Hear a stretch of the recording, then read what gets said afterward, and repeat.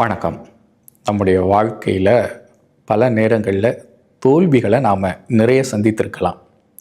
ஒரு தோல்வியை கண்டு அதிலிருந்து மீண்டு எழுவதற்கு முன்பு மற்றொரு தோல்வி நம்முடைய வாழ்க்கை சரித்து போடலாம்.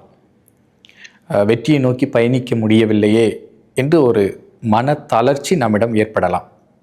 இத்தகையோருக்காக திருவள்ளுவர் ஒரு நல்ல ஊக்கத்தை நமக்கு தருகின்றார்.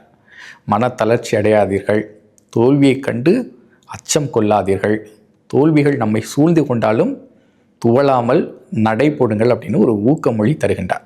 ஒரு திருக்குறள் பயின்ற அதில் ஒரு அழகான காட்சியோடு ஒரு ஊக்கத்தை நமக்கு தருகின்றார். அந்த குறளை நான் பின்பற்றலாம் என்று கருதுகின்றேன். அந்த குறளின் காட்சி, அந்த திருக்குறள் உங்களுக்கும் விருப்பமானது அப்படின்னா நீங்களும் அதை பின்பற்றலாம். இந்த காணொளிக்குள் நுழைவதற்கு முன்பு ஒரு தமிழறிஞரை உங்களோடு பகிர்ந்து கொள்ள விரும்புகின்றேன். ஏனெனில் இன்றைய காலகட்டத்தில் தமிழ்நாட்டில் பெரும்பாலான சிறார்களும் இந்த 16 வயதிலிருந்து 24 வயது இருக்கக்கூடிய இளைஞர்களும் வீட்டில் இருக்கக்கூடிய பெரும்பாலான பெண்களும் தங்களுடைய நேரத்தை திரைப்படங்களை காண்பதற்கு செலவிடுவதை நாம் காணக்கூடியதாக இருக்கிறது. திரைப்படங்களை கண்டு பாடல் இசைகளை கேட்டுக்கொண்டு கேளிக்கை நிகழ்ச்சிகளில் தங்களை ஈடுபடுத்தி கொண்டு நேரத்தை வீணடிப்பதையும் நாம் காணக்கூடியதாக இருக்கின்றது. ஆகையினால ஒரு அறிஞரை யாராவது ஒரு இளைஞர் இந்த காணொலியின் ஊடாக கண்டு பயனடைந்தால் அதுவே பெருமை என்று நான் கருதுகின்றேன். யார் அந்த தமிழ் அறிஞர் அப்படின்னு பார்த்தீங்க அப்படின்னா வி. கனகசபை அவர்கள். வி. கனகசபை இவர் யார் அப்படின்னா இவருடைய தந்தையார் இலங்கையின் யாழ்ப்பாணத்தை பூர்வீகமாக கொண்டவர். ஆங்கிலேயருடைய ஆட்சி காலத்தில் அவர் தமிழ்நாட்டுக்கு குடிபெயர்கின்றார். இப்போ இவர் 1855ஆம் ஆண்டு வி. கனகசபை அவர்கள் இங்கே பிறக்கின்றார். அவர் வாழ்ந்த காலகட்டம் என்பது ஒரு 51 ஆண்டுகள் தான். 1855ஆம் ஆண்டு பிறக்கின்றார். 1906ஆம் ஆண்டு இந்த உலகை விட்டு மறைகின்றார். இவர் ஒரு தமிழறிஞர், நல்ல ஆங்கில புலமையும் உடையவர். வி. கனகசபை அவர்கள் தமிழ்நாட்டில் அஞ்சல் துறையில் பணிபுரிகின்றார். அந்த காலகட்டத்தில் அவர் வேறு வேறு ஊர்களுக்கு மாறுதலாகக்கூடிய நிகழ்வும் நடைபெறுகின்றது. அந்த காலகட்டத்தில் அவர் புறநானூறு, சிலப்பதிகாரம் போன்ற நூல்களை ஓலைச்சுவடிகளில் இருந்தவற்றையெல்லாம் அவரும் பயிலுகின்றார். இவர் தான் முதலில் கயவாகு காலம் காட்டி என்கின்ற ஒரு முறையை அறிமுகப்படுத்துகின்றார். அது என்ன கயவாகு காலம் காட்டி அப்படின்னா, நம்முடைய சங்ககாலம் என்று நாம் கூறுகின்றோம். பழங்கால தமிழ் மன்னர்களுடைய ஆண்டுகளை வரிசைப்படுத்துவதற்கு உதவுவதற்காக ஒரு முறையை அவர் ஏற்படுத்துகின்றார். அதாவது சிலப்பதிகாரத்தில் இளங்கோவடிகள் ஒரு செய்தியை குறிப்பிடுகின்றார். கண்ணகிக்கு கோட்டம் அமைக்கிறாங்க. அதற்காக பல நாடுகளை சார்ந்த மன்னர்களுக்கு அழைப்பு விடுக்கப்படுகிறது. அப்படி தான் அந்த காலகட்டத்தில் இலங்கையில் ஆட்சி செய்த கயவாகு என்கின்ற ஒரு மன்னன் இங்கு வந்ததாக சிலப்பதிகாரத்தில் ஒரு செய்தி இடம்பெறுகிறது. அந்த கயவாகு யாரு, அந்த கயவாகுவை குறித்து சிங்கள மொழியில் அந்த மகாவம்ச நூலில் என்ன செய்தி இடம்பெற்றிருக்கிறது என்பதை கொண்டு கயவாகுவுக்கு முன்பு இருந்த மன்னர்கள், கயவாகுவுக்கு பின்பு இருந்த மன்னர்கள் என்கின்ற ஒரு முறையை அவர்தான் முதலில் அறிமுகம் படுத்துகின்றார். அது மட்டுமல்ல, அவர் ஆங்கிலத்தில் 1800 ஆண்டுகளுக்கு முன்பு தமிழர்கள் என்கின்ற நூலையும் அவர் எழுதியிருக்கின்றார். இவர் ஒரு தமிழுக்கு தொண்டாற்றிய ஒரு தமிழறிஞர். சரி, இப்போ இந்த திருக்குறளுக்குள்ளே நம்ம நுழையலாம். இந்த குறளில் இடம்பெற்றிருக்கக்கூடிய சொற்களுக்கு ஓரளவு உங்களுக்கு பொருள் தெரிந்தால் நலமாக இருக்கும் அப்படின்னு நான் விரும்புகிறேன். அதில் இடம்பெற்றிருக்கக்கூடிய ஒரு சொல் தான் ஒல்கார் என்கின்ற ஒரு சொல். அது என்ன ஒல்கார்? ஒல்குதல் அப்படின்னா தளர்ச்சி அடைதல், மென்மை அடைதல் என்கின்ற ஒரு பொருள் உண்டு. இப்போ நாம் சொல்கிறோம்ல, அவன் குண்டா இருக்கிறான் அப்படின்னு சொல்லுவாங்க. அதற்கு எதிராக ஒருவன் உடல் மெலிந்து இருக்கிறான் அப்படின்னா அவனை நம்ம சொல்லுவோம் அவன் ஒல்லியாக இருக்கிறான் அப்படின்னு சொல்லுவோம். ஒல்லி என்கின்ற சொல் ஒல்கு என்கின்ற சொல்லிருந்து வருகிறது. ஒல்கு அப்படின்னா மெலிதாகுதல், அதாவது மெலிந்து போதல், தளர்ச்சி அடைதல் என்று பொருள். அப்போது ஒருவன் உடலால் தளர்ச்சி அடைந்து இருக்கிறான், உடலால் மெலிந்து காணப்படுகின்றான் அப்படின்னா நாம் என்ன சொல்கிறோம்? ஒல்லியாக இருக்கிறான் அப்படின்னு சொல்லுவோம். இப்போ ஒல்குதல் அப்படின்னா தளர்ச்சி அடைதல் என்று பொருள். ஒல்கார் அப்படின்னா தளர்ச்சி அடையார், தளர்ச்சி அடைய மாட்டார்கள் என்று அதற்கு பொருள். அதே போன்று ஒரு சொல் இருக்கிறது, உறவோர் என்கின்ற ஒரு சொல். இப்போ நான் சிறுவனாக இருக்கும்போது எங்கள் ஊரில் இப்படி சொல்லுவார்கள். யாராவது ஒருத்தன் எதற்கும் அஞ்ச மாட்டான், நல்ல துணிவு மிக்கவன் அப்படின்னா இப்படி சொல்லுவாங்க, அவனுக்கு எவ்வளவு நெஞ்சு அழுத்தம் இருக்குது என்று கூறுவார்கள். அது மட்டும் இல்லை, என்ன நெஞ்சு உரம் இருந்தால் இப்படி செஞ்சிருப்ப என்று கூறுவார்கள். நெஞ்சு உரம், உரம் அப்படின்னா வலிமை என்கின்ற பொருள் உண்டு. எவ்வளவு அவனுக்கு மன வலிமை என்று அதற்கு பொருள். அப்போ உறவோர் அப்படின்னா மன வலிமை உடையோர் என்று அதற்கு பொருள். இந்த உறவோர் என்கின்ற சொல்லாடலை கூறும்போது எனக்கு புறநானூற்றிலிருந்து ஒரு தொடர் ஒன்று நினைவுக்கு வருகிறது. அதாவது சோழன் கரிகாலனை பற்றி வெண்ணி குயத்தியார் இவ்வாறு பாடுகின்றார். கரிகாலா, நீ எப்பேற்பட்டவன் தெரியுமா? உன்னுடைய மூதாதையர்கள் எப்பேற்பட்டவர்கள் தெரியுமா? நீ எந்த வழியிலிருந்து வந்திருக்க அப்படின்னு தெரியுமா என்கின்ற கூறும்போது ஒரு தொடரை பயன்படுத்துவார். அதாவது உன்னுடைய மூதாதையர்கள் கடலில் நாவாய் ஓட்டியிருக்கிறார்கள், பெரிய கலங்களை செழித்திருக்கிறார்கள். எப்படி தெரியுமா?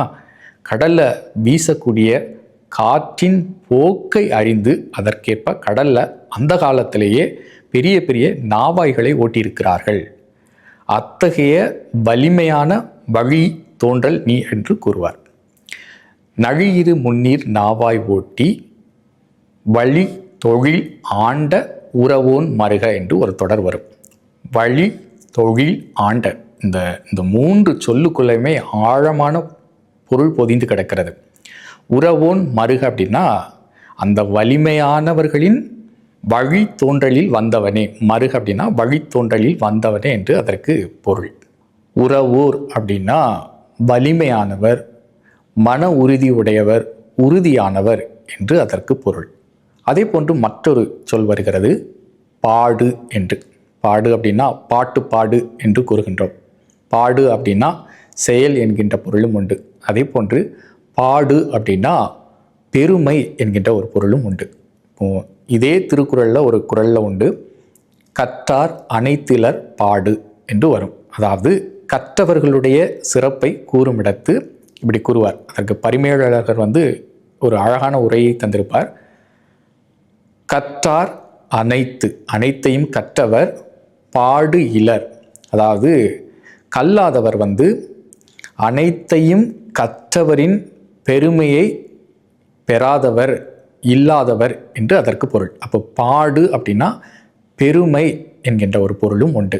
கற்றவர் பெருமைக்குரியவர், கல்லாதவர் பெருமை இல்லாதவர் என்கின்ற ஒரு பொருள். பாடு அப்படின்னா பெருமை. அதே போன்று ஒரு தொடர் ஒன்று, ஊன்றும் அப்படின்னு ஒரு தொடர் ஒன்று. இப்போ நீங்கள் ஊரில் பார்க்கலாம், மூப்படைந்த முதியவர்கள் இப்போ தெருவில் நடக்கும்போது கையில் ஒரு கோல் வைத்திருப்பாங்க, தடி வைத்திருப்பாங்க.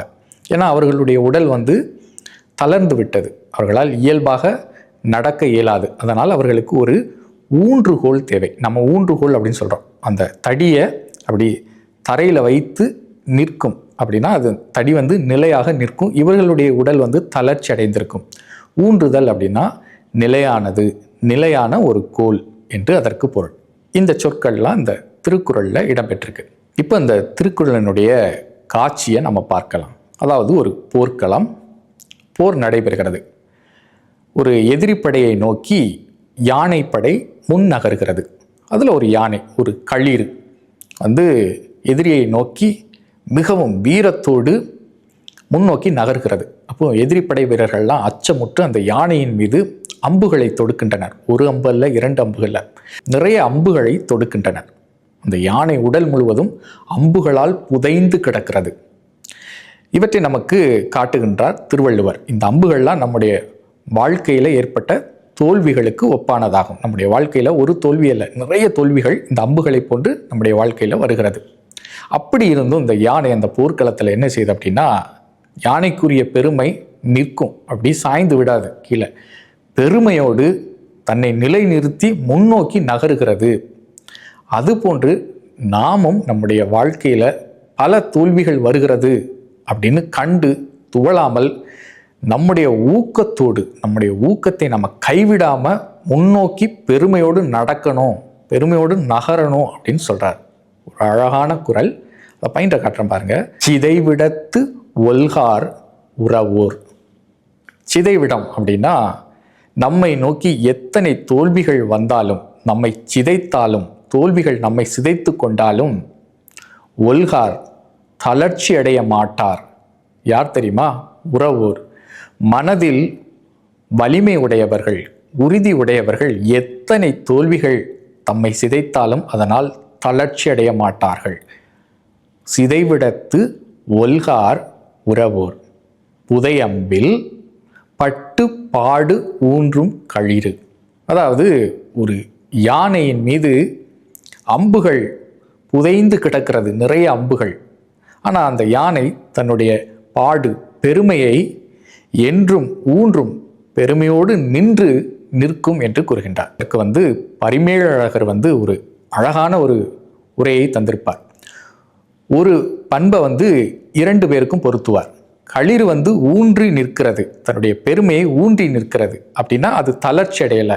களிருக்கு நீங்கள் ஒல்கார் என்கின்ற ஒரு பண்பையும் பொருத்தலாம்.